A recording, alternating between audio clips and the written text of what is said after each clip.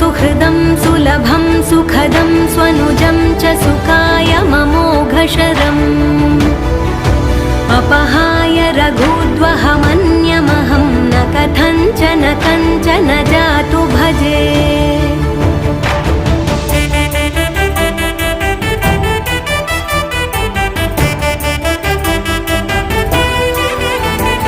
विना वेङ्कटेशं ननाथो ननाथः सदा वेङ्कटेशं स्मरामि स्मरामि।